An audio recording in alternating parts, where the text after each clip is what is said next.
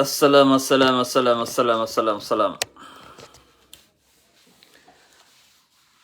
Assalamu alaikum, j'espère que vous allez bien.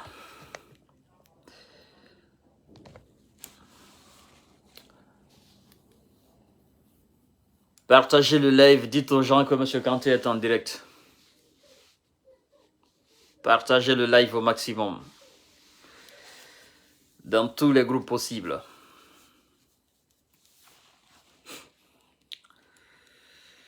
Nous allons parler un peu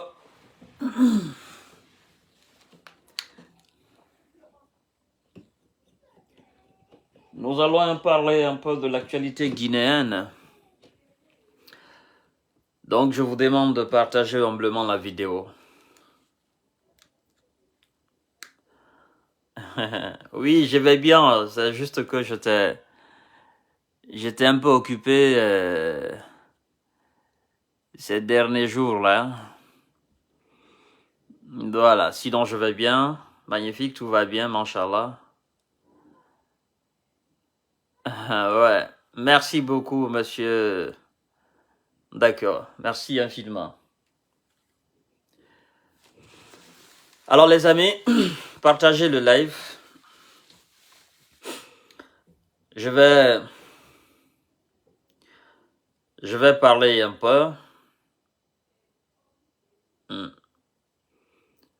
On va attendre un peu. À 400, on commence, 450. J'espère que le son est bon.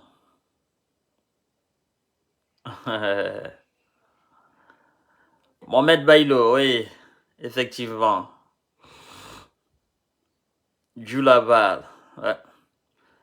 Partagez la vidéo, partagez au maximum. Ouais, discussion. Partagez la vidéo, les amis.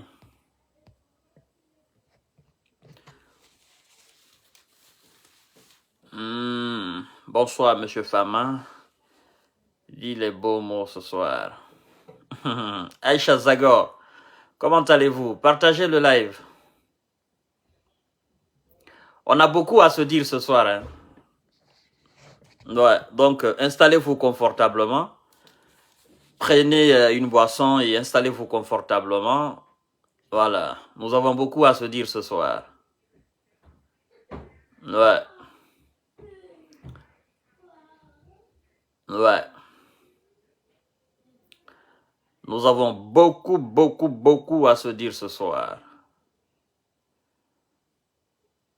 Je vous attends, hein. Venez au maximum, hein. Maximum. Alors, dites-moi si le son est bon, s'il vous plaît, parce que je vois des gens qui disent que le son n'est pas bon. Dites-moi si le son est bon là-bas, s'il vous plaît. D'accord. On dit que le son est bon. Alors, chers amis, on va plus attendre. Les autres vont nous rejoindre, Inch'Allah. Alors, je commencerai d'abord par vous dire bonsoir et bienvenue sur la page Jeune Visionnaire. Et je remercie aussi humblement toutes ces personnes qui se sont inquiétées pour moi, certainement se demandant si j'avais un problème. Non, j'ai pas de problème. C'est juste que j'étais beaucoup pris dans ces 2 jours-ci parce que, voilà, nous essayons de mettre un mouvement en place, donc j'étais beaucoup pris par les colloques de gauche et à droite. Et donc voilà, c'est un peu ça. Sinon, plan santé, je vais bien, grâce à Dieu. Merci infiniment pour tous ceux qui se sont inquiétés pour moi, qui ont pensé peut-être que j'avais un problème. Non, j'ai pas de problème. Merci infiniment, chers frères. Alors, je crois que à mon absence, il y a eu quelques sujets sur la toile. J'ai pas eu la chance de me prononcer là-dessus.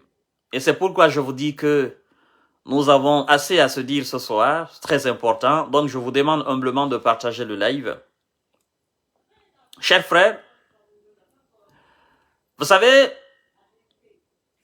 quand je parle souvent, il y en a qui pensent que c'est de la rigolade. Il y en a qui pensent que je fais de la comédie. Alors, je me dis, si je fais de la comédie pour réparer les choses en Guinée, pour sensibiliser les gens en Guinée, c'est de la bonne comédie. Il y en a qui pensent que j'ai changé de camp, comme ils le disent. Je leur réponds souvent en disant, quand vous dites que M. Kanté a changé de camp, avant il était dans quel camp? Parce que les Guinéens, ils sont experts, n'est-ce pas? Ils sont experts dans ce que moi j'appelle colporter des amalgames. Dans la colportation des amalgames, les Guinéens sont experts là-dedans. Alors, il faut savoir quelque chose, et je tiens à le souligner, chers frères. Monsieur Kanté, ni de près ni de loin, je ne suis militant sympathisant d'un parti politique. Monsieur Kanté combat l'injustice dans toute sa forme. Toute personne qui se trouve dans une situation d'injustice, Monsieur Kanté va dénoncer. Et je vais m'attaquer et m'opposer farouchement à ceux qui font subir les paisibles citoyens ou les innocents citoyens cet acte d'injustice. Je l'ai fait sous le régime d'Alpha Condé. Alors, je crois qu'en le faisant sous le régime d'Alpha Condé, d'autres ont pensé que j'avais pris position ou que j'étais dans un camp. Je ne suis pas dans un camp, je suis dans mon propre camp. Mon camp, le bienfait pour la République, ça c'est mon camp. Mon camp, la lutte de l'inégalité, ça c'est mon camp. Mon camp, la création de l'emploi, je me bats pour ça. Mon camp, l'émergence de mon peuple, je me bats pour ça. Je ne me bats pas pour un politique. Mais par contre, quand je vois un politique subir l'injustice, je vais dénoncer. Parce que ce politique, il fait partie aussi des citoyens de la République de Guinée. Donc, sachez très bien, chers frères, je ne suis pas militant sympathisant d'un parti politique. Je suis mon propre militant sympathisant. Alors, si vous voulez, je suis le militant sympathisant du peuple, de la bonne gouvernance. Je suis le militant sympathisant de la justice. Je suis le militant sympathisant de l'égalité. Je suis le militant sympathisant de la création d'emplois. Je suis le militant sympathisant de la création des conditions idéales pour l'émergence de mon peuple. Je suis le militant sympathisant de ces conditions, de ces facteurs de développement. Mesdames et messieurs, partagez le live. Alors, il y a un dossier qui a enflammé la toile. J'ai vu tas de personnes se prononcer là-dessus. Je me suis dit, ben, tenez, monsieur Kanté, vu que les occupations se font de moins en moins sentir, il est temps pour vous de vous prononcer sur cette situation. Il y en a qui pensaient que, ben, monsieur Kanté, vous êtes où? Vous êtes allé en Guinée? Oh, qu'est-ce qui se passe? Est-ce qu'on vous a acheté? Non. Je suis devant vous, je suis l'un de vous et je resterai l'un de vous. Je suis l'homme du peuple. Vous avez constaté comme moi, je l'ai constaté d'ailleurs avec stupéfaction. Je suis ébahi, je suis envahi par une colère rouge. Je suis emporté par l'indignation. L'indignation, non pas à cause de la destruction d'une maison. La maison, c'est l'homme qui l'a construite. C'est l'homme qui trace des plans, c'est l'homme qui finance la construction d'une maison. La maison peut être démolie à tout moment. L'indignation, non pas à cause de la démolition d'une maison, non. L'indignation à cause de l'honneur, à cause de la dignité, à cause de la personne morale et physique de celui qui occupait la maison. à cause de l'immensité de cette personne. Je suis indigné par rapport à la manière. Surtout, il faut le souligner, c'est très important. Parce que vous demandez aujourd'hui le principal intéressé, qui est à son excellence, M. Cyril Dalein Diallo, il vous dira, c'est pas la maison qui m'intéresse. Mais le fait que des gens s'acharnent contre moi, le fait que je sois considéré comme une personne non grata, le fait que je sois traité comme celui, je ne dirais même pas un étranger sur un sol guinéen, non, mais une personne rejetée. Le fait que je sois considéré comme une personne rejetée, sachant très bien que la Guinée est une famille, comme on le dit, et comme on veut le faire croire. Si la Guinée est une famille, ou si la Guinée était une famille, dans les conditions pareilles, nous pouvons affirmer sans embâche et sans équivoque que le mal-aimé de cette famille guinéenne, c'est effectivement son Excellence, M. Cyril Dalein Diallo. Vous savez, quand vous écoutez l'homme, vous vous posez la question, qu'est-ce qui ne va pas? Qu'est-ce qui se passe? Qu'est-ce que l'homme a fait pour mériter tout ce qui se trame? Qu'est-ce que l'homme a fait pour mériter toute cette situation déshonorante? Vous vous posez cette question. Mais ça fait partie du destin des grands hommes. Les grands hommes n'ont pas les mêmes destins. Il y en a qui souffrent avant de devenir président. Il y en a qui ne souffrent pas avant de devenir président. Il y en a qui souffrent avant de devenir riche. Il y en a qui ne souffrent pas avant de devenir riche. Il y en a qui subissent l'humiliation dans toute sa forme avant de devenir président. Il y en a qui subissent l'humiliation dans toute sa forme avant de devenir milliardaire. Je me dis que ça fait partie du destin de l'homme. On se fait comprendre. Alpha Condé a été arrêté et emprisonné dans les conditions que tous les Guinéens connaissent. Nelson Mandela, il a fait 27 ans en prison, dans les conditions que les Sud-Africains et le monde entier connaissent. On ne va pas répéter cela. Ça aussi, c'était dans l'injustice pure et dure. C'était dans le dégoût du prochain, dans le but de le détruire, Nelson Mandela. Mais est-ce qu'ils ont pu?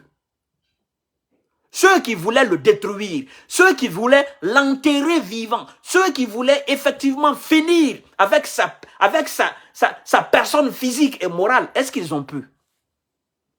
N'est-ce pas, ce sont eux-mêmes qui l'ont accompagné au palais présidentiel.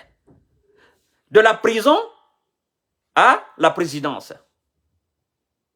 Est-ce qu'ils ont pu? Ils n'ont pas pu. Des exemples comme ça, je peux citer jusqu'à demain sans m'arrêter. Cette situation, tout ce qui arrive à son Excellence Cyril Dalein Diallo, je dirais que ça fait partie de son destin. On continue d'écrire l'histoire politique de Cellou jusqu'à ce qu'il devienne président de la République de Guinée. C'est son histoire politique qu'on est en train d'écrire là. S'il n'avait pas d'histoire politique, de 1975, c'est-à-dire de sa prise de fonction en tant que, c'est-à-dire de son premier emploi de 1975 jusqu'en 2006, en tant qu'homme administrateur, à partir du moment où il a décidé d'être un homme politique, parce qu'il a été politique administrative, mais politique politicienne, ça c'est tout récent. Et sa première participation, c'est en 2010, aux élections présidentielles. Donc, de 2010 en 2022, c'est l'histoire politique que les gens sont en train d'écrire l'histoire politique de Cellou Dalein Diallo. Pendant 10 ans, Alpha Condé a écrit l'histoire politique de Cellou Dalein Diallo. Avant 2010, Cellou Dalein Diallo n'avait pas d'histoire politique. On ne pouvait pas raconter quelque chose. On ne pouvait pas dire Cellou a connu ça, voilà, d'histoire politique. Non, non, non. Cellou n'avait pas d'histoire politique. Alors, Alpha Condé a doté Cellou d'une histoire digne d'un homme d'État, d'une histoire digne d'un homme présidentiable, d'une histoire digne d'un président de la République, d'une histoire digne d'un homme politique aguerri. Alpha Condé a créé cette condition. Alpha Condé a écrit cette histoire. De 2010 en 2022, non, de 2010 en 2020 ou 2021, on peut le faire un roman. On peut même faire 2 romans. Tout ce que Cellou a subi avec son parti politique. On peut le faire. C'est-à-dire, on dit, titre par exemple, l'histoire politique de Cellou Dalein Diallo et de son parti politique UFDG. Voyez-vous? Alors, qu'est-ce qui se passe? Entre le 5 septembre et maintenant, il y a une autre histoire qu'on est en train d'écrire, une autre histoire politique de Cellou Dalein Diallo qu'on est en train d'écrire en Guinée. Je crois d'ailleurs, et je demanderai d'ailleurs à M.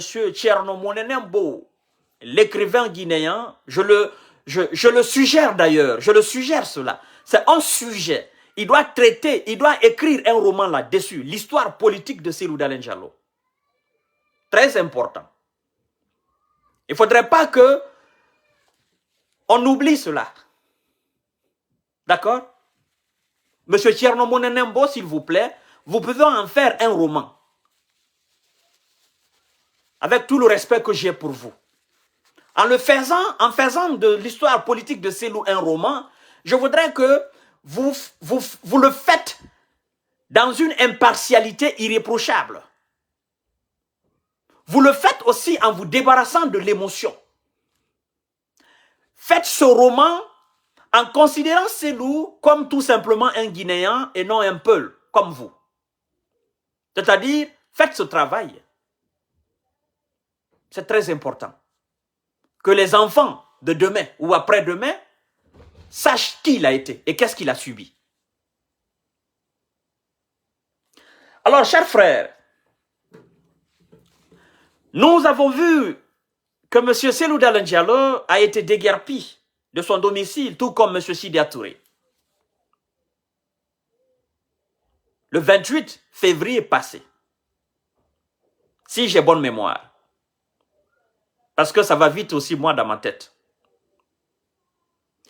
Et pendant que le dossier du domicile Sidya et le dossier du domicile Cellou sont en justice, et que la justice ne s'est pas encore prononcée, c'est-à-dire, on n'a pas encore fait jugement du dossier, parce que la justice s'est déclarée incompétente. La dame, je pense bien. Et, entre-temps, on prend des machines, on va démolir la maison qu'habitait son Excellence Cellou Dalein Diallo et sa famille. Quelle injustice! Tous les avocats sont unanimes. Tous les juristes sont unanimes. Toutes les personnes réfléchies sont unanimes. Tous les Guinéens sont unanimes. Je ne parle pas de ceux qui ont une haine dans leur poitrine vis-à-vis de Cellou Dalein Diallo. Mais même ceux qui ont une haine indescriptible dans leur poitrine au sujet de Cellou, mais qui fassent un peu de rationalité, ils trouvent que dans ce dossier, il y a de l'injustice pure et dure. Parce qu'on peut détester quelqu'un et reconnaître la valeur de la personne. On peut détester quelqu'un et reconnaître aussi la qualité de la personne. On peut détester, par exemple, quelqu'un qui se trouve dans une situation aussi dramatique. Et, effectivement, en s'appuyant sur la rationalité, on peut dire la vérité. La mesure m'intéresse peu. Mais je dis, même si M. Cellou Dalein Diallo, dans le conditionnel, même si son Excellence M. Cellou Dalein Diallo, le président de l'UFDG et de l'ANAD, s'était accaparé frauduleusement cette maison, ou s'était accaparé frauduleusement ce domaine de l'État, disons comme ça, même si c'était accaparé frauduleusement ce domaine de l'État, et que l'État s'était rendu compte que M. Cellou Dalein Diallo s'était accaparé frauduleusement, l'État a une machine sur place qu'on appelle la justice. L'État devrait traduire Cellou Dalein Diallo devant la justice. L'État a tous les moyens. L'État ne devrait pas venir un beau matin dégager Cellou, sachant très bien qu'il s'était accaparé frauduleusement. Je le mets dans le conditionnel. L'État devrait passer par des procédures judiciaires légales. Vous comprenez, chers frères? Ça, c'est une question de respect et une question de procédure. Même si c'était le cas.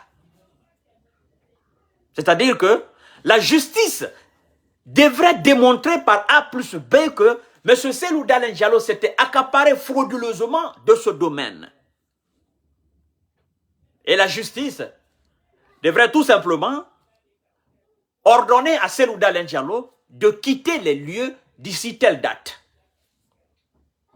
C'est ce que le droit voulait. C'est ce que la loi demande.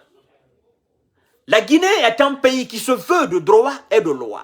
La Guinée est un pays qui se veut du respect. La Guinée est un pays qui se veut de démocratie.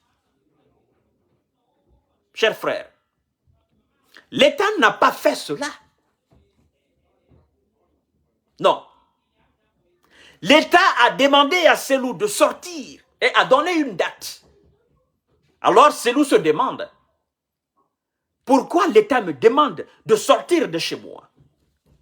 Vous savez, on peut aussi exproprier un citoyen de son domaine, de sa maison par exemple. Exproprier. Retirer par exemple. Il y a les manières aussi. L'État n'a pas utilisé ces moyens. L'État n'est pas passé par ces procédures d'expropriation. L'État a fait montre de force. L'État a fait montre d'injustice. L'État a fait montre de quelque chose d'inacceptable. Et c'est ce qu'on reproche à la Guinée. La bonne manière.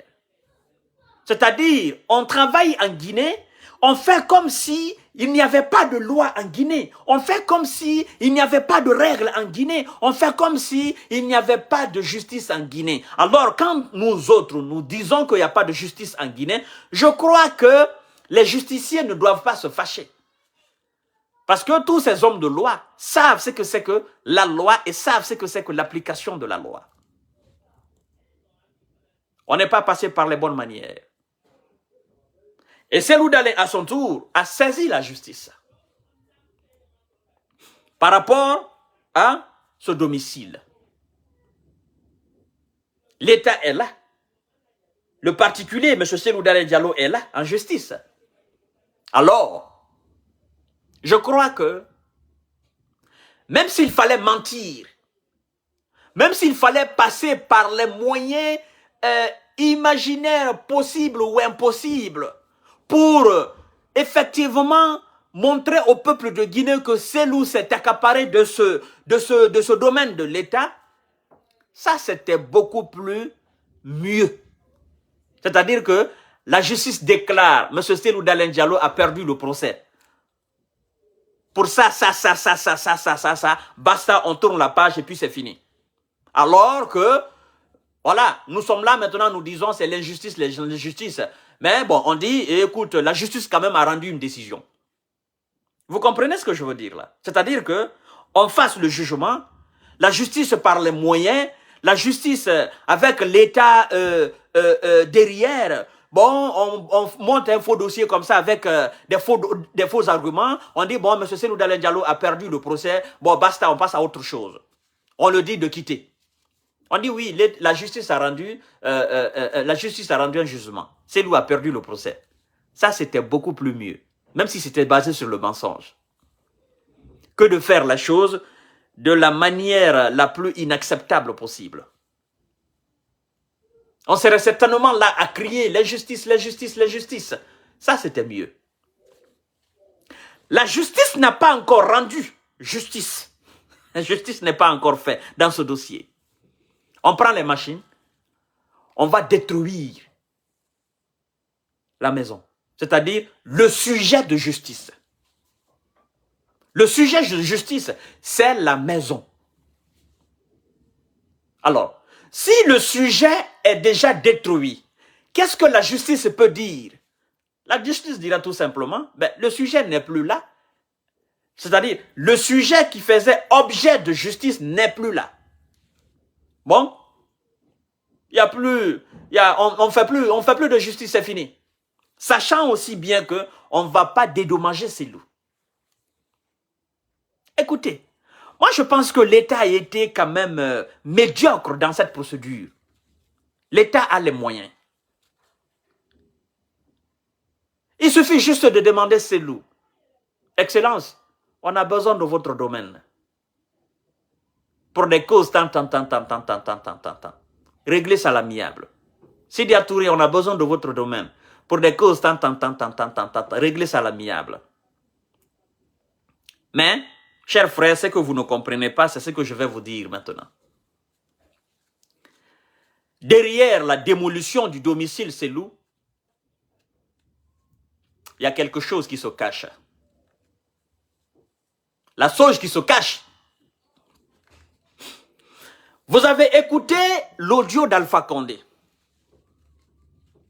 Il y a une partie de cet audio qui est révélatrice de quelque chose.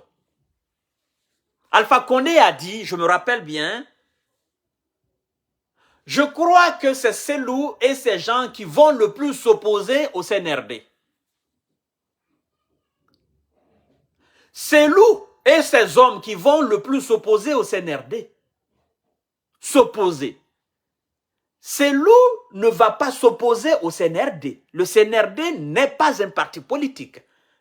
Le CNRD n'est pas venu à la tête à travers une élection crédible, transparente et démocratique. Le CNRD est un ensemble de militaires corps habillés, c'est tout. C'est les militaires à la tête de l'État qui ont délogé un dictateur. Cellou, je crois que Cellou, c'est eux qui vont s'opposer le plus au CNRD. Pour qu'il y ait opposition entre Cellou et CNRD, il faut créer les conditions d'opposition. Et cette condition d'opposition n'est même pas une condition d'opposition. Je vous explique. Cellou est un politicien. Il n'y a pas raison que Cellou s'oppose au CNRD. Non, il n'y a pas raison. Est-ce que Cellou s'est prononcé sur la gouvernance du CNRD, la gouvernance, l'administration du CNRD, la gestion de la Guinée, depuis l'arrivée du CNRD? Non. Non. Cellou et son parti ont répliqué et ont dénoncé certaines manières du CNRD vis-à-vis d'eux. Ça, ce n'est pas de l'opposition. Peuple de Guinée, il faut que vous compreniez un peu. Ça, ce n'est pas de l'opposition. Ça part d'où? Du ministre de l'administration du territoire et de la décentralisation, monsieur Mori Kondé, sur le sujet du partage des 15 places. Ça a été, si j'ai bonne mémoire, la première réplique et la première revendication de Cellou. Il ne s'est pas opposé, c'est une revendication. Il a voulu savoir comment ça s'est passé. Comment se fait-il que les autres ont tel nombre et lui et son parti, ils ont tel nombre? Sur quels critères? Ça, c'est pas de l'opposition. Et même si c'était M. Sidia, même si c'était le RPG Arc-en-Ciel, dans les conditions qu'on a mis Selou et son parti, ils auraient fait la même chose. La revendication demandée. Ça, c'est pas de l'opposition. La revendication est différente de l'opposition. L'opposition, je ne suis pas d'accord avec votre mode de gestion de la chose publique. Je ne suis pas d'accord avec votre mode de philosophie, votre mode de pensée. Je ne suis pas d'accord avec. Ça, c'est de l'opposition. Je ne suis pas d'accord avec les arguments que vous avancez.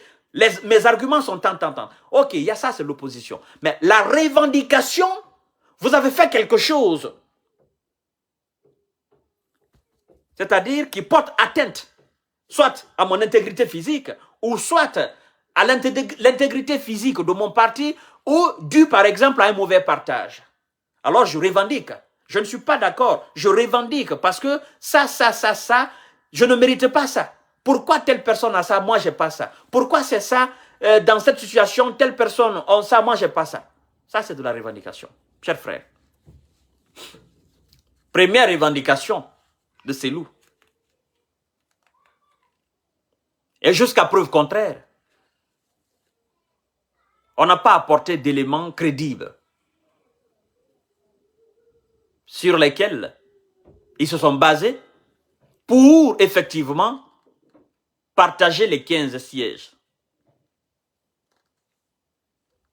Maintenant, sortez de chez vous. Ce n'est pas de l'opposition.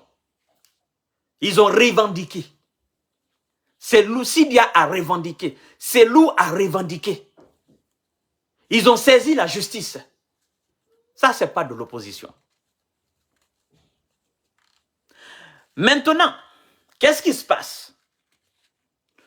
Tout ce qui se trame, tout ce qui se passe maintenant, tout ce que son Excellence CDD subit, c'est évidemment dans l'optique de créer les conditions d'amalgame, les conditions d'opposition entre Selou et le CNRD. Oui. Mais ce qui est dommage dans l'affaire, c'est que le colonel Mamadi Doumbouya sait pertinemment que ces choses-là sont faites pour qu'il ne s'entende pas avec Selou Dalein Diallo. Il le sait pertinemment, le colonel. Oui. On dira qu'il est sous pression, qu'il y a des pressions sur ses épaules. On dira que oui, il a des mauvais conseillers. Mais c'est un homme quand même réfléchi, qui sait où mettre les pieds. C'est un stratège qui allait déloger Alpha Condé avec ses éléments. Donc, il est doté de cette capacité, de cette faculté humaine, le permettant de distinguer le mal du bien. Alors, s'il reste les yeux fermés et en écoutant les conseils qui ne font que desservir la cause nationale, qui ne font que emboîter ce que eux-mêmes ils appellent l'assise nationale, je me dis que le colonel a une part de responsabilité dedans.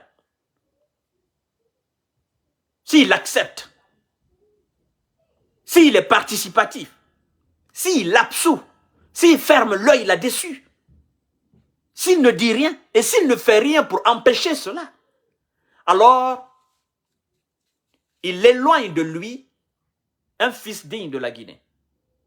Il crée la zizanie entre lui et un fils digne de la Guinée.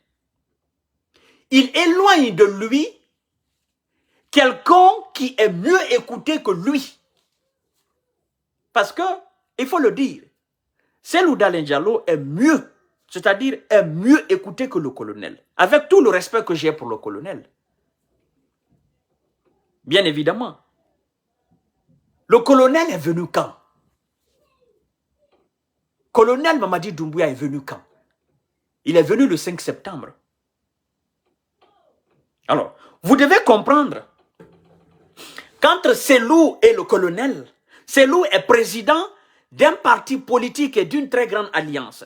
Le colonel Mamadi Doumbouya est un simple militaire qui a pris ses responsabilités et qui allait déloger un dictateur à la tête de l'État. Maintenant, la tête de l'État, quiconque se trouve là-bas, vous serez écouté.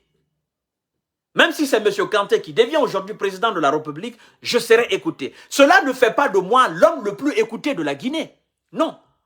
Pour comprendre que je ne suis pas l'homme le plus écouté de la Guinée, prenez M. Kanté à l'état naturel. Vous prenez M. Seroudalen Diallo. Vous prenez le colonel, c'est-à-dire colonel, c'est un métier, l'armée, Seroudalen Diallo, parti politique, président. Vous comparez les deux personnes dans leur élément naturel. M. Seroudalen Diallo est 1000 fois mieux écouté que le colonel Mamadi Doumbouya à la République de Guinée. Mais la présidence de la Guinée, c'est celle qui est écoutée que tout le monde en Guinée. La présidence de la Guinée est une entité morale et physique. Vous comprenez, chers frères? Ce n'est pas le colonel qui est écouté, mais c'est la présidence qui est écoutée. Alors, il y a une différence entre la présidence et le colonel. Il y a une différence entre la présidence et Seroudalen Diallo. Mais Selou dans son élément naturel, colonel dans son élément naturel, Selou est 1000 fois mieux écouté que colonel Mamadi Doumbouya. Chers frères, je dis, colonel Mamadi Doumbouya, vous avez, le 22 mars, ouvert les assises nationales avec un discours d'un contenu impeccable. Vous avez évoqué là tous les maux dont souffre la Guinée. Dans une sincérité aussi irréprochable. Mais une sincérité sur le papier, colonel. Pour traduire cette sincérité sur le terrain, il faut de la vocation politique, la bonne vocation politique. Il faut de la bonne volonté politique. Vous êtes en train de faire une chose et son contraire à la fois. Et en faisant la chose et son contraire à la fois, vous êtes dans ce que moi j'appelle une perte de temps énorme. Et j'interpelle d'ailleurs le premier imam de la Guinée, le très grand imam de la mosquée Faïsal, qui est avec mon seigneur, l'archevêque, effectivement, qui sont les présidents, c'est-à-dire co-présidents de cette assise nationale. J'interpelle d'ailleurs leur attention. Avec tout le respect que j'ai pour vous, monsieur Mamadou Saliou Kamara, c'est un vieux que je connais personnellement pour l'avoir fréquenté. Oui, je le connais jusqu'à chez lui parce que j'y allais. Je connais aussi son jeune frère. Je sais qui il est, ce monsieur-là. Je le connais parfaitement. Oui, j'y allais chez lui. Je priais dans sa mosquée. Je ne parle pas de la mosquée de Faïsat, mais dans sa mosquée, dans son quartier. J'attire leur attention. Avec M. Baouri et tous ces gens qui composent cette structure.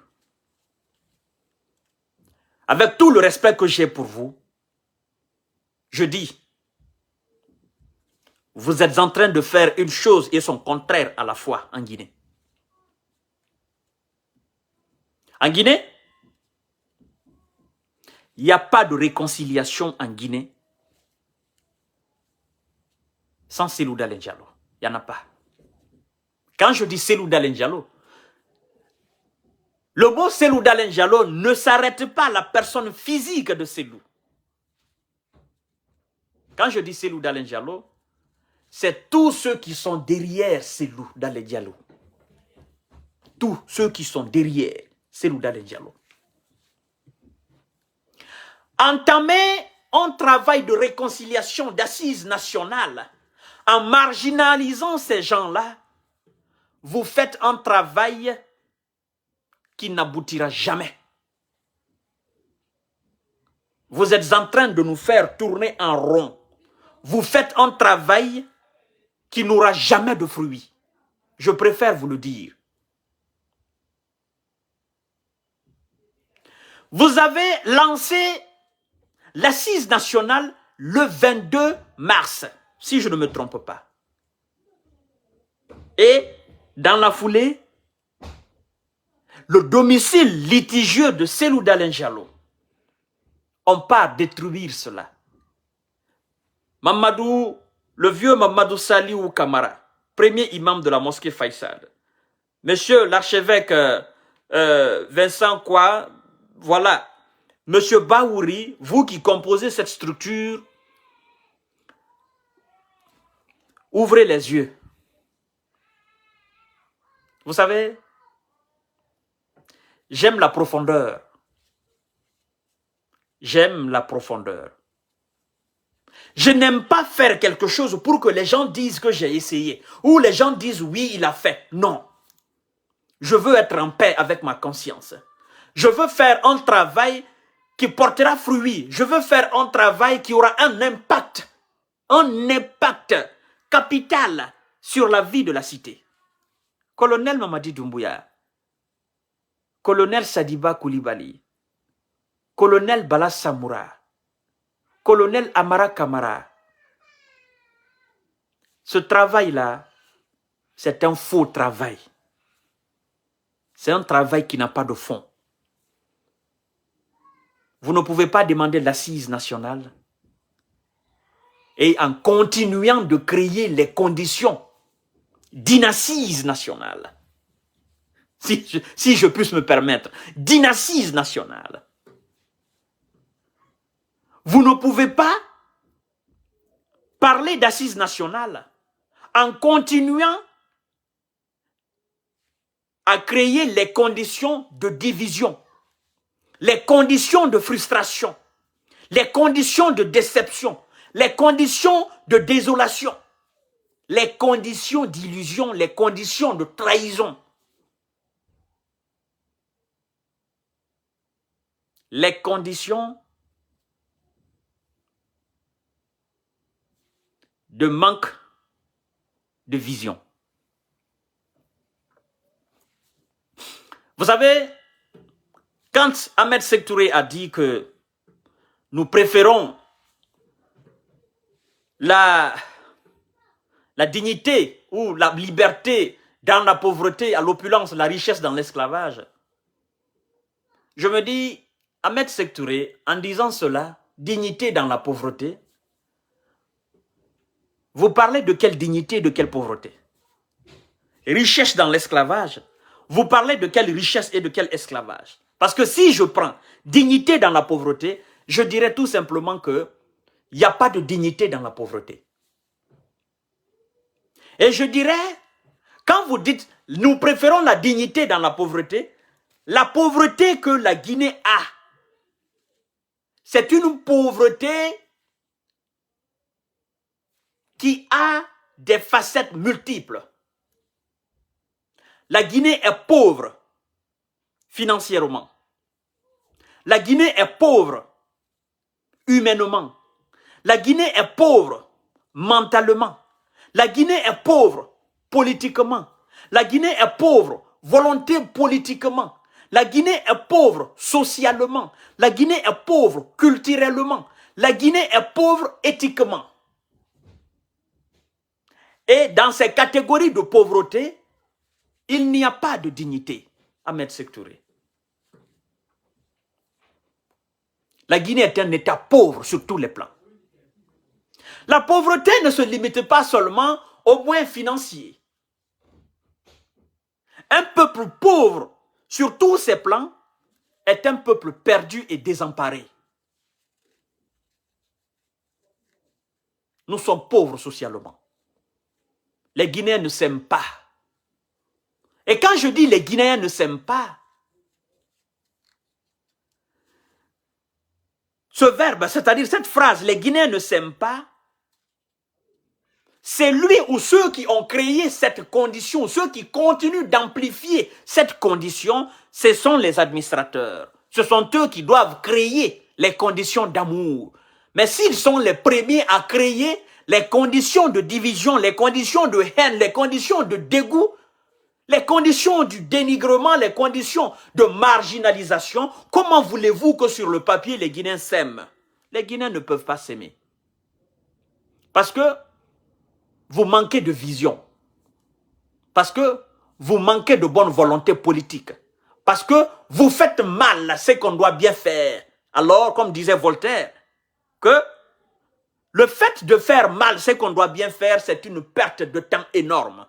Alors, colonel Mamadi Doumbouya, colonel Sadiba Koulibaly, colonel Bala Samoura, colonel Amara Kamara, vous faites perdre du temps énorme à la République de Guinée.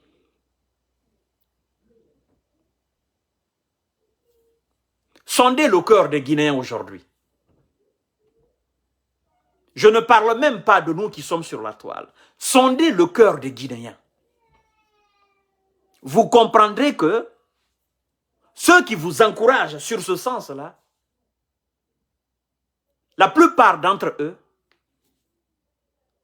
c'est des gens qu'on traite de alphaïs et de condéis. C'est des gens qui sont derrière Alpha.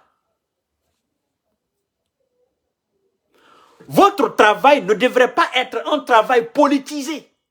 Vous comprenez, vous les militaires à la tête de l'État? Vous devriez plutôt vous débarrasser de cette politique politicienne. Vous êtes des militaires. Vous devriez plutôt être des redresseurs impartials. Au lieu de cela, vous donnez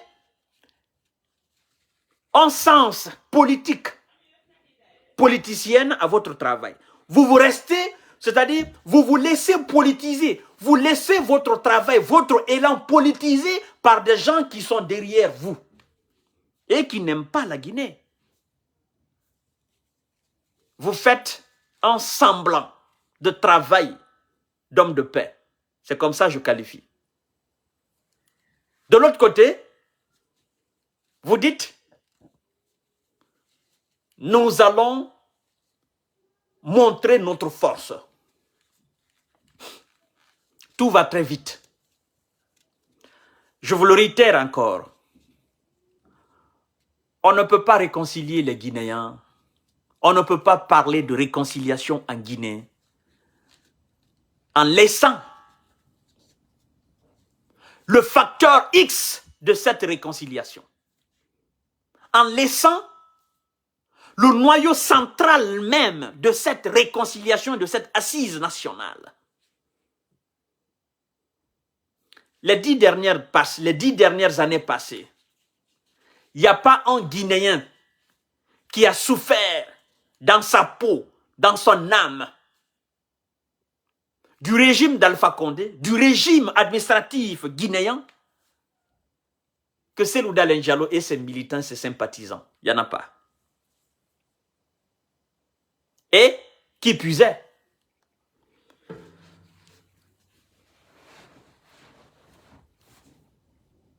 j'aime pas souvent le dire, mais il m'arrive à le dire. Et en le disant, je le dis avec sincérité. Qui puisait? Ce monsieur Cellou Dalein Diallo, avec son parti, qui ont été victimes à 85% de la gestion d'Alpha Condé, la gestion politique, politicienne d'Alpha Condé, parce qu'il faut le dire. Nous avons certainement tous été victimes de la politique d'Alpha Condé. Mais, il y a un accent très particulier sur, effectivement, ces gens-là. Vous comprenez? La Guinée ne se limite pas à des 10 ans de gestion d'Alpha Condé. Mais, comme le disent certains, que si on doit traquer les voleurs de la Guinée, on doit commencer par ceux qui ont géré la Guinée dans les 10 ans passés. Alors, si on doit commencer à réconcilier les Guinéens, on doit aussi commencer par ceux qui ont été le plus victimes de la gestion d'Alpha Condé des 10 ans. Si on doit traquer les nouveaux voleurs, on doit aussi réconcilier les nouvelles victimes. On doit commencer par réconcilier les nouvelles victimes. C'est aussi simple que ça. Chers frères, c'est aussi simple que ça. Si aujourd'hui, on doit traquer les bourreaux de la Guinée, ceux qui ont tué des enfants en Guinée, on doit commencer et on va commencer par les nouveaux bourreaux, les nouvelles victimes, c'est-à-dire les victimes des 10 dernières années avant d'aller toucher ceux de Lansana Conté et d'Ahmed Sékou Touré. C'est-à-dire crimes financiers 10 dernières années, crimes économiques 10 dernières années, crimes de sang 10 dernières années. Alors si on doit commencer par réconcilier les Guinéens, réconcilions aussi les Guinéens qui ont été victimes dans leur cœur, dans leur chair et dans leur âme des 10 dernières années. Et le moteur de cette réconciliation, l'élément à ne pas marginaliser dans ce travail, dans ce processus de réconciliation, c'est évidemment, c'est lui qui continue d'être victime toujours. Et c'est lui qui continue d'être humilié, à l'occurrence, monsieur Cellou Dalein Diallo. Je l'ai dit au colonel, je l'ai dit aux personnes haut placées, je l'ai dit aux personnes mieux placées. Je dis, si vous voulez donner un sens social, si vous voulez donner un sens important, si vous voulez donner de la valeur, de la profondeur, si vous voulez effectivement qu'à la fin de ce travail, c'est-à-dire de ce processus de réconciliation, d'assises nationales, si vous voulez un fruit mûr, faites en sorte que M. Cellou Dalein Diallo soit au centre, au cœur de ce travail. Et faites en sorte qu'il vous donne sa parole. Faites en sorte qu'il soit sincère. C'est un homme sincère. Faites en sorte qu'il vous dise, je vous accompagne et je suis avec vous. Et faites en sorte qu'il reste avec vous jusqu'à la fin des travaux. Parce que je connais sa qualité et sa capacité à relever ce défi. Et je sais que lui, devant vous, ça va donner de la teneur, c'est-à-dire une autre teneur, ça va donner de la saveur, ça va donner de la réalité, ça va créer les véritables conditions, quoi. Ça va vous permettre d'aller plus loin dans ce travail. N'oubliez pas quand même que si nous prenons tous les Guinéens aujourd'hui, tous les acteurs politiques de la Guinée, n'oublions pas que c'est l'homme qui est écouté par la majeure partie de la population guinéenne. Et s'il est écouté par la majeure partie de la population guinéenne, vous devez comprendre que il est aussi capable de régler beaucoup de problèmes. Il est aussi capable de réconcilier les Guinéens. Ouais. Mais s'il continue de subir et d'être humilié de la sorte, vous savez, vous allez beau faire ce travail de réconciliation, vous irez à l'intérieur du pays, vous iriez à Zérekore, à Kankan, à Macenta, vous irez à Boké, à Bofa, partout, vous allez faire ce travail n'aura pas de sens. Ça n'aura pas de sens. Et vous allez finir, ça sera comme si vous n'avez rien fait. Moi, je dirais tout simplement que ça sera de la propagande. Ça n'aura pas de fruit, ça ne portera jamais fruit. Et le pays continuera toujours comme ça, à évoluer comme ça.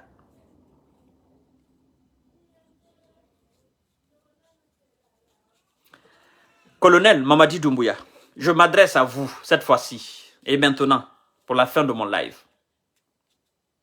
Vous savez, à votre arrivée, le 5 septembre jusqu'à aujourd'hui, sur la toile en République de Guinée, nous les blogueurs guinéens, je crois que s'il y a des gens qui ont perdu leur crédibilité à cause de vous,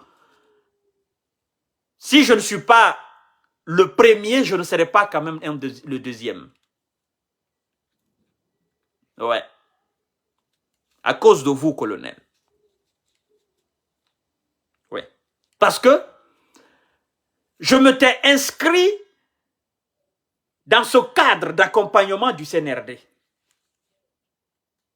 Et pour la transition, pour la réussite de la transition. Nous sommes ce qu'on appelle le 4e pouvoir. Vous savez, c'est nous qui faisons souvent que vous, les militaires à la tête de l'État, vous vous précipitez souvent à faire certains communiqués. Parce que c'est nous qui enflammons la toile. Et les réseaux sociaux sont devenus aujourd'hui le 4e pouvoir. C'est à cause de nous, souvent, que vous vous justifiez devant le peuple. Pas à cause des médias, mais à cause de nous. C'est à cause de nous, souvent, vous tentez de donner certaines informations, même si elles ne sont pas réelles. C'est à cause de nous. Qu'on le dise ou pas, qu'on le reconnaisse ou pas, c'est à cause de nous. Nous qui sommes sur la toile. Moi, particulièrement, j'ai été victime. Victime du fait que je ne me suis jamais inscrit dans ce cadre de critique du CNRD. M'attaquer au colonel, le dénigrer, m'attaquer à Bala Samoura, m'attaquer au colonel Amara Kamara, m'attaquer en un mot aux grandes têtes du CNRD. On m'a toujours traité de vendu. Oh, tu as vendu ton âme.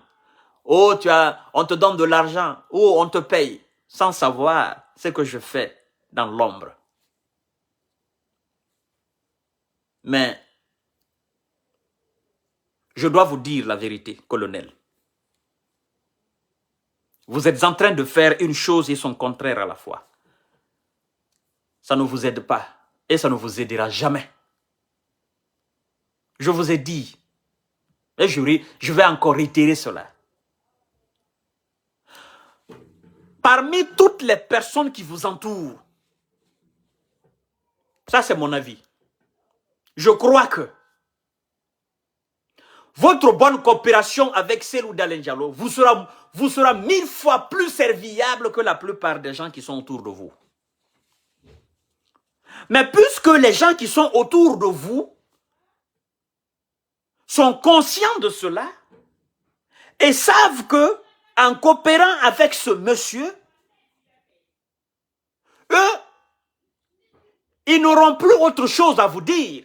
Parce que la plupart des gens qui sont autour de vous, tout ce qu'ils vous disent, si vous retirez le sujet de Cellou Dalein Diallo et de son parti UFDG, ce qui restera, ça ne va même pas atteindre 10%. Ouvrez les oreilles, colonel. Écoutez très bien, monsieur Kanté, ce que je suis en train de vous dire là. Si vous coopérez très bien avec Cellou Dalein Diallo, que vous avez cet homme avec vous, et que il y a une entente impeccable entre vous, vos anciens conseillers, vos anciens collaborateurs, ou ceux qui sont aujourd'hui autour de vous, ils n'auront plus de sujet. Ils n'auront plus qui combattre. Ils n'auront plus de personnes en face avec lequel ou par rapport auquel il faut créer une zizanie. Non. Mais vous n'avez pas encore compris cela, colonel. Et c'est pourquoi on est en train de vous induire en erreur. Je vous ai dit cela, mais vous ne comprenez pas. Et en tant que vous ne comprenez pas, que vous ne faites pas cela, vous aurez des problèmes. Non seulement avec, c'est-à-dire vous aurez des problèmes non seulement avec vos conseillers, ceux qui vous entourent, mais aussi avec le peuple. Parce que ceux qui vous entourent là, la plupart d'entre eux, Ce sont des alphaïs dans leur cœur et dans leur âme. Et les alphaïs, ils ne vont jamais accepter de traiter avec Cellou. Parce que eux, dans leur tête, c'est lui qui a fait échouer Alpha Condé, c'est Cellou Dalein Diallo. Alors, il y a une haine viscérale envers Cellou par rapport à cela. Et vous, aujourd'hui, au lieu d'être le redresseur impartial, vous vous êtes fait entourer par ces gens sans vous rendre compte qu'ils sont des alphaïs. Et les conseils politiques qu'ils vous donnent, c'est pourquoi les gens disent c'est du alpha sans alpha. Parce que, tout simplement, la politique d'Alpha Condé se sent autour de vous. Les conseils politiques qu'on vous donne, que vous appliquez, ce sont les politiques d'Alpha Condé. C'est pourquoi on dit c'est du alpha sans alpha. Parce que ce sont les alphaïs en grande partie qui vous entourent. Or, vous devriez être plutôt le redresseur impartial. Et maintenant, il tente par tous les moyens de vous opposer, vous, à son excellence Cellou. Et non d'opposer Cellou à vous, mais vous de vous opposer à Cellou. Parce qu'il y a une différence entre Cellou opposé au CNRD et le colonel Mamadi Doumbouya opposé à Cellou. Cellou étant, il revendique, il ne s'oppose pas. Mais ceux qui sont autour du colonel, les 90% donnent des conseils allant dans le sens de l'opposition du colonel à Cellou. C'est ça aussi le problème. Et donc, qui souffre? C'est le peuple qui souffre. Parce que ce que vous oubliez, vous faites du mal à vous-même. Vous faites du mal à vous-même. Et vous êtes en train de bafouer le colonel. Vous êtes en train de salir le colonel. Vous êtes en train de tuer le colonel à petit feu. L'homme, c'est qui? L'homme, c'est ce que tu fais. Et ce que le colonel fait aujourd'hui à la tête de l'État, c'est ce qui fait de lui ce qu'il est. Ce n'est pas sa personne physique qui intéresse les gens. Mais ce qu'il fait. On dit, pour juger un homme, on le juge par ce qu'il fait et ce qu'il dit. Mais si ce qu'il fait ou ce qu'il dit est en opposition avec ce qu'il fait, jugeons-le par ce qu'il fait. Alors, ce que le colonel fait aujourd'hui, ou bien ce qu'on fait au nom du colonel, le colonel se résume à cela aujourd'hui. En tant que chef d'État, il se résume à cela. Et c'est ce qui ne devrait pas exister. Mais colonel, vous êtes un homme intelligent et militaire. Maintenant, vous dites que vous avez cassé ce domicile parce que vous voulez construire des maisons ou des bâtiments appropriés. Vous voulez construire des maisons ou des bâtiments effectivement neufs. Donner une belle image. Vous savez la question que je vous pose? Je vais poser cette question d'abord à monsieur le ministre de l'Habitat, de l'Urbanisme, monsieur Ousmane Gawal.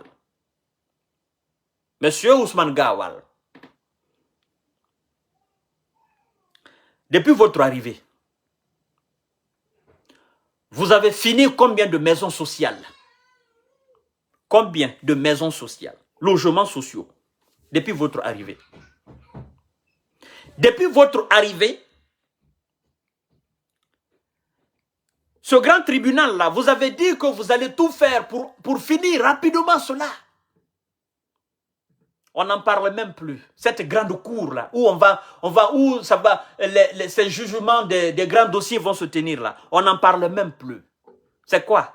Vous avez arrêté les travaux? Vous qui n'avez pas les moyens de finir les maisons sociales, vous qui n'avez pas les moyens de finaliser la construction de cette cour, cette grande cour, c'est vous qui allez construire des maisons sociales là, des logements sociaux là, là où vous détruisez là. Vous qui n'avez pas les moyens. Je ne comprends pas votre politique. Expliquez-moi. Expliquez-moi. Et, excusez-moi avec tout le respect que j'ai pour vous, dans la destruction du domicile de Selou, je trouve là un manque de réflexion ou un manque de vision. Si vous voulez effectivement construire des maisons pour les administrateurs, pour le peuple, afin d'abriter les gens, je me dis, le domicile de Selou n'a pas 50 ans. Le domicile de Selou que vous avez détruit n'a pas 40 ans, à ma connaissance.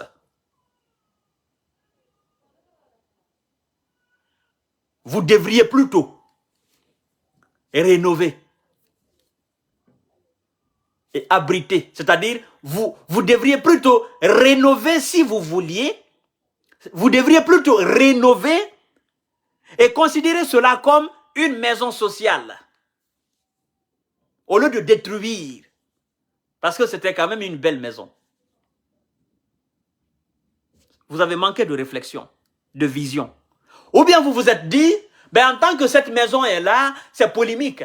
C'est ça vous vous êtes dit? Celle-là, vous avez fait une erreur fatale.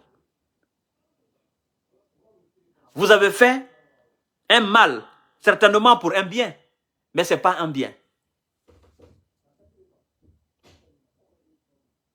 Le mal va toujours rester. Et il n'y a pas de bien derrière. On continuera toujours de parler de ce mal.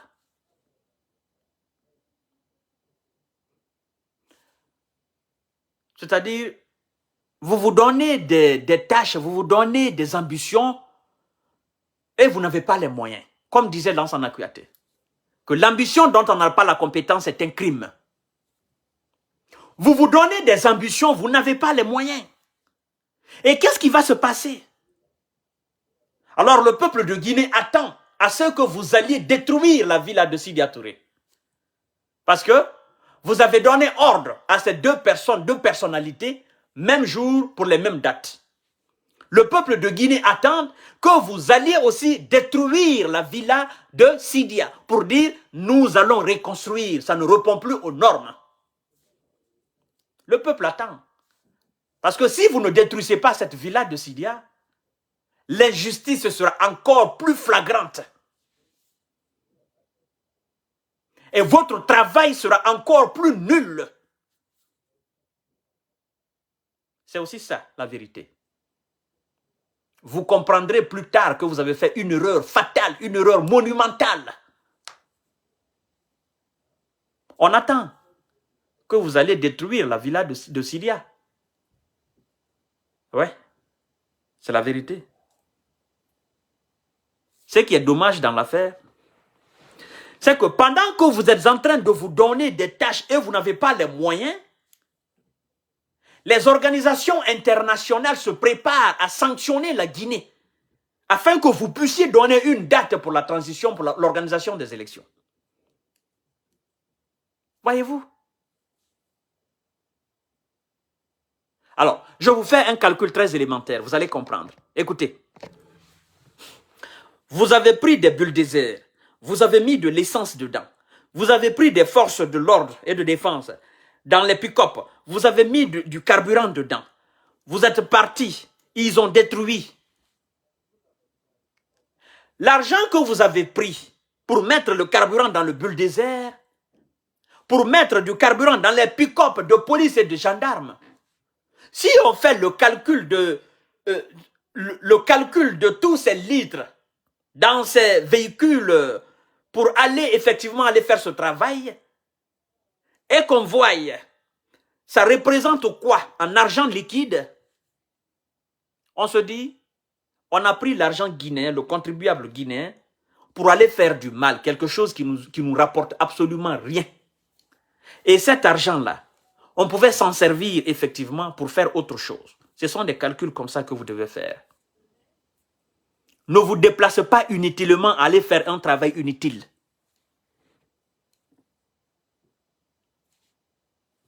Mais, quoi qu'on dise, la Guinée reste un pays bizarre. Mais, ça va venir. Alors, continuez la récupération des domaines de l'État. Et si vous vouliez construire une nouvelle cité ministérielle, chers frères, vous qui êtes à la tête de l'État, Alpha Condé, avec son gouvernement, ont détruit combien de bâtiments en Guinée? Avant que Kassori ne vienne devant le peuple pour dire on ne sait pas qui a donné l'ordre. Le gouvernement, l'État guinéen a combien de domaines? De Kaloum jusqu'à 36, de Kaloum jusqu'à Kabylie. Donc, c'est ce domicile-là qu'il fallait effectivement détruire pour dire nous allons faire cité, pour dire ça ne répond pas aux normes de l'État. Vous savez, je vais vous dire quelque chose. Vous savez, les maisons qui ne répondent pas aux normes en Guinée à Conakry, s'il faut détruire toutes ces maisons, je crois que vous allez raser des quartiers entiers en Guinée. Oui. C'est comme ça se fait ici. On ne construit pas les maisons pêle-mêle. Je connais des quartiers dans Matam. Allez-y par exemple, Bonfi. Allez-y par exemple, à Dabondi. Allez-y par exemple, à Bolobine. Allez-y par exemple, Matoto. Allez-y par exemple, à Kisoso. Je connais des coins. Si vous voulez effectivement vous débarrasser de tous les bâtiments ou de toutes les maisons qui ne répondent pas aux normes, je crois que vous allez raser des quartiers entiers. Raser totalement.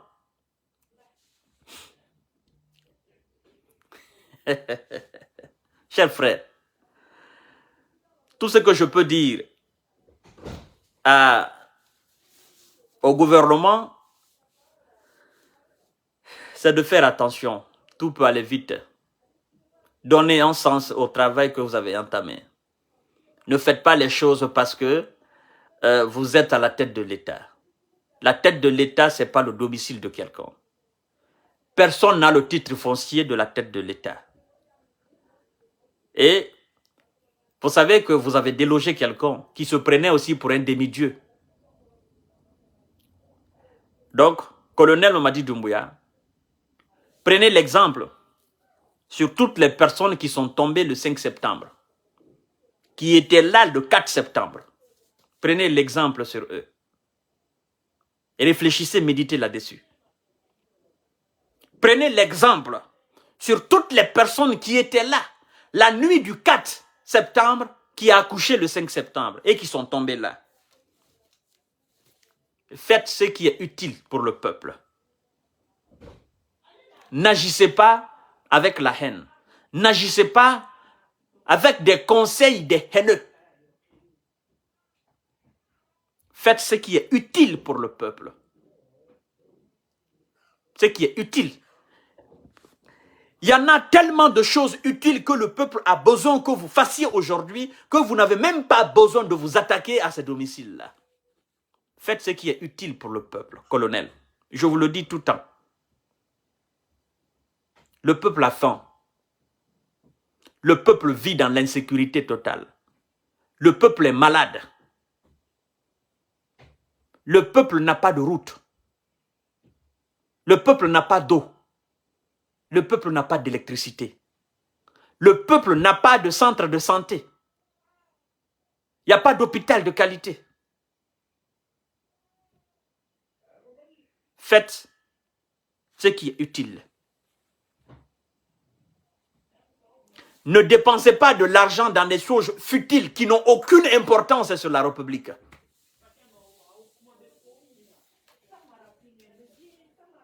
Chers frères, je vais parler ça jusqu'à demain.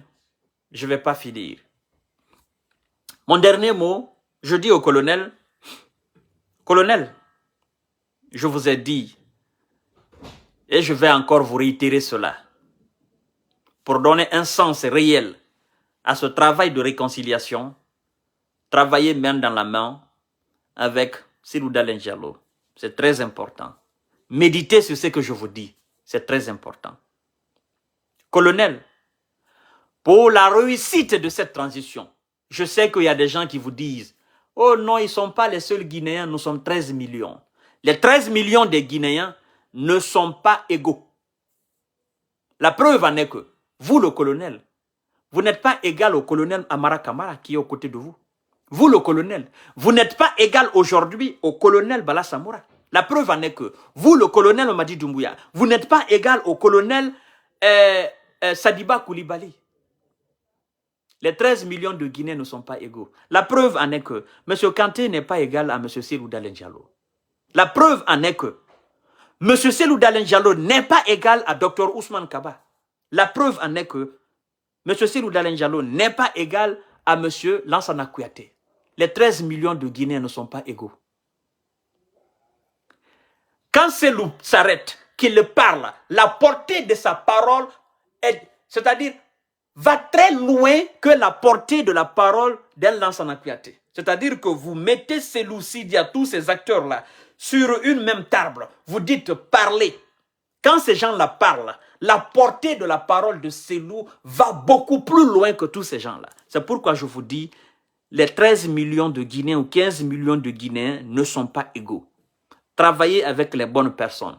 Ayez des bonnes personnes à vos côtés. Ayez des personnes qui sont utiles pour le peuple et qui sont utiles pour la paix et la réconciliation guinéenne. Ayez des personnes à vos côtés qui peuvent vous porter haut. Ça vous aidera. Et ça vous évitera des conflits et des frustrations inutiles, de la désolation inutile. Vous savez, colonel, faites l'expérience. Je sais que vous n'êtes pas sur les réseaux sociaux pour des raisons easy. Je sais très bien, vous n'êtes pas sur les réseaux sociaux. Mais demandez à un de vos gardes ou un de vos proches, qu'est-ce qui se passe sur les réseaux sociaux?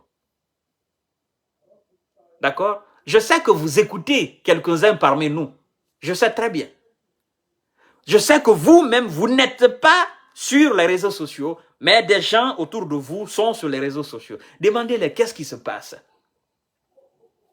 Dans les commentaires, vous comprendrez que la Guinée que vous tentez de réconcilier, cette Guinée ne fait que s'enfoncer dans les ténèbres d'une division infernale. Je répète encore. La Guinée que vous tentez de réconcilier, cette Guinée ne fait que s'enfoncer dans les ténèbres d'une division infernale et éternelle. Maintenant, vous devez vous poser la question. Ce que j'ai entamé comme travail, c'est que ce n'est pas bon. Ce que je fais, c'est que ce n'est pas bon. On vous dira, oh non, c'est les mêmes personnes qui s'opposent. Posez-vous la question de savoir, quels sont les gens aussi qui sont avec vous? Quels sont les gens qui apprécient ce que vous faites? Parce que quand on vous dit c'est les mêmes qui s'opposent ou c'est les mêmes qui sont mécontents, posez-vous la question, quels sont ceux qui sont toujours contents? Et par rapport à quoi ils sont contents? C'est aussi ça. Et pourquoi ils sont contents? C'est simple que ça. Sur ce, je vous dis bonsoir à demain, Inch'Allah, pour d'autres sujets. J'avais 2 grands sujets, mais je crois qu'on n'a pas la chance aujourd'hui d'aborder le deuxième, qui est aussi un sujet épineux. Et demain, je vais aborder ce sujet, Inch'Allah, si tout va bien. Je vous invite demain à partir de 21h de Paris, 19h de Conakry, Inch'Allah. Je vous aime, je vous love. Je dis souvent, vive la paix en Guinée. Ben, avant de dire vive la paix en Guinée, je dirais plutôt, vive la création de conditions de paix en Guinée. C'est aussi simple que ça. Et je dis aussi au colonel, faites très attention. Je dis en dernier mot à son excellence, à M. Cellou Dalein Diallo, vous êtes certainement un homme de foi. je l'assume, mais je le sais. Je suis aussi ferme là-dessus, vous êtes un homme de foi. Et sachez quelque part que tout ce que vous êtes en train de vivre aujourd'hui, ça fait partie, ou ça fera partie, ça fait déjà partie de votre histoire politique, que demain ou après-demain, vous raconterez effectivement cela à vos enfants, ou bon, ces enfants qui sont déjà grands, ou à des personnes qui le savent déjà, mais ça fait quand même partie de votre histoire, donc restez zen, restez stoïque, restez voilà, bien dans votre tête, et ne soyez pas animés par la haine. Je sais que vous n'êtes pas un homme qui est animé par la haine. Souhaitez juste que le colonel comprenne effectivement que vous n'êtes pas son ennemi et son adversaire. Donc, c'est le même conseil que je dis au colonel. Ne considérez pas Selou comme un adversaire, encore moins un ennemi. Et je le dis avec tant de ferveur, avec dynamique, avec humanité, effectivement, de s'entendre avec vous, parce que je sais que votre harmonie, l'harmonie du colonel Mamadi Doumbouya et M. Selou Dalein Diallo, ça dépasse. C'est-à-dire ça dépassera l'entendement en Guinée. Ça va se sentir même dans les plateaux. Ça va se sentir même dans les assiettes. L'harmonie entre le colonel et Selou. Ça va se sentir dans les assiettes. Oui. Ça va se sentir dans les marchés. Ça va se sentir, c'est-à-dire ça aura un impact direct et positif sur le peuple de Guinée. Le connaisseur connaît. Et vous savez déjà ce que ça veut dire. Bye bye, à demain, je vous aime. Vous qui allez suivre le live, vous partagerez au maximum. Merci beaucoup. Wassalam.